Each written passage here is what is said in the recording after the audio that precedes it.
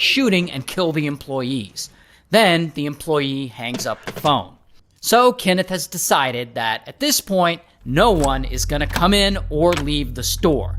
This is now a full-blown hostage situation. Now, the woman on the hotline, of course, she calls the police immediately. And from here, the news of what's going on in this store reaches Domino's headquarters in Michigan, and the execs there are rightfully freaking out. So pretty quickly, police get a police negotiator involved. And the police negotiator calls the Domino's store, and Kenneth gets on the phone, and police negotiator tries to get him to let the hostages go, but Kenneth doesn't want to do all that. He just wants to talk to the founder. Then, around this time, the police show up to the restaurant, and they've got the whole store surrounded. And this is exactly what Kenneth didn't want. So blam, blam, he fires warning shots into the ceiling so that they know he's serious. Then he gets back on the phone with the police negotiator, and he gives them a list of demands in exchange for the hostages.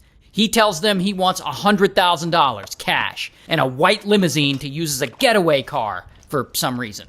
And from there, he says he wants a private plane to Mexico. He also says he wants a copy of the book The Widow's Son. It's a science fiction novel because he has severe mental problems, and he believes that the novel has all these hidden answers in it for him, like it's some kind of conspiracy. He actually says that he will trade one of the hostages for that book. And funny enough, an officer goes out and finds a copy of the novel, and he brings it to the door, and he offers it to Kenneth. But Kenneth suddenly changes his mind. He decides he doesn't want the book anymore, and that he doesn't want to release either of the hostages. And so from here, Kenneth starts talking to himself in front of the employees, just rambling, saying a lot of things that just don't make sense. So it seems like he's starting to spiral, and there's no way for these hostages to get out of this. Until Kenneth starts to get hungry. Because at this point, this standoff has been going on for hours, and Kenneth, he needs a little something to eat. So he tells the employees to make him a pizza with the works, everything on it. And so they make it.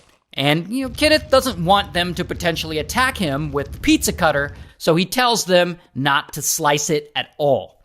So now, Kenneth is sitting there eating this big-ass uncut pizza, and he has to, hold it with both hands like it's one big slice, which means he has to set his gun down to do it.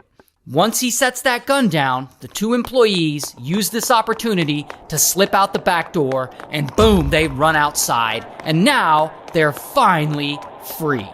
And so, bam, Kenneth gets arrested. Here's a picture of him. And so ultimately, he goes to trial, and he's found not guilty, if you can believe it, by reason of insanity. It turns out he is actually a paranoid schizophrenic, which explains why he thought Domino's was after him and trying to mock him by using his name. And so anyway, he spends 3 months in a psychiatric hospital, and after that, he is released. And years later, in 1995, he's actually still convinced that Domino's is out to get him, and he sadly unalives himself.